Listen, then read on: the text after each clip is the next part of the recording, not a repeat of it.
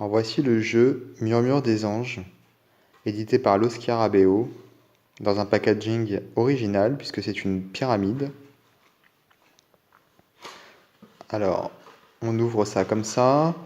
Le carton n'est pas forcément très solide puisque c'est un carton de boîte normale. Et comme il est plié pour prendre une forme de pyramide, étant donné qu'il est quand même assez fin, bah, ça prend vite des chocs. Alors on a un petit livret multilingue avec une méthode de tirage et les significations des cartes.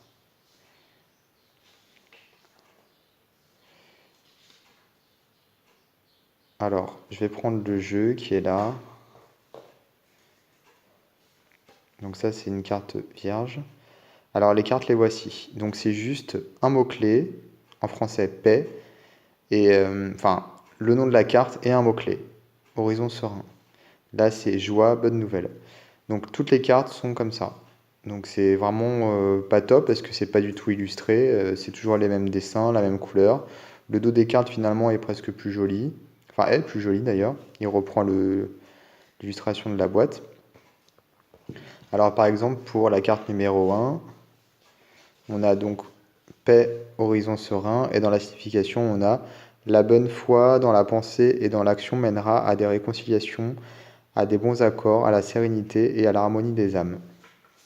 Après, pour la carte numéro 2, on a joie, bonne nouvelle. C'est la pensée positive favorisera la réalisation de projets, des plus petits aux plus importants, jusqu'à réserver de joyeuses surprises. Donc en gros, j'ai l'impression que ce jeu, puisque je l'ai très peu utilisé, mais ce que ça m'a donné comme impression, c'est que il combinait le développement personnel et la divination, puisqu'il donne des conseils sur comment gérer son attitude, comment modifier son attitude pour justement modifier les événements positivement. Si vous êtes positif, vous aurez des bonnes nouvelles. Si vous faites attention à ça, ça se passera mieux. Donc finalement, c'est un jeu assez sage, avec des conseils intéressants, et il se prête aussi bien, comme je le disais, au développement personnel que à la divination. Le petit bémol, c'est les illustrations, puisqu'il n'y a pas eu d'effort de fait du tout. Les cartes sont solides par contre, ça c'est pas mal.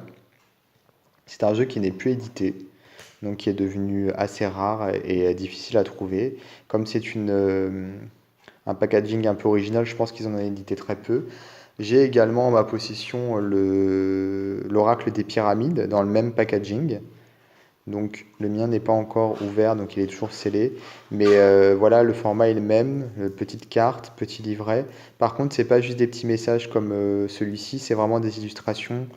Voilà, il y a des vrais dessins, quoi. C'est un oracle avec des illustrations égyptiennes.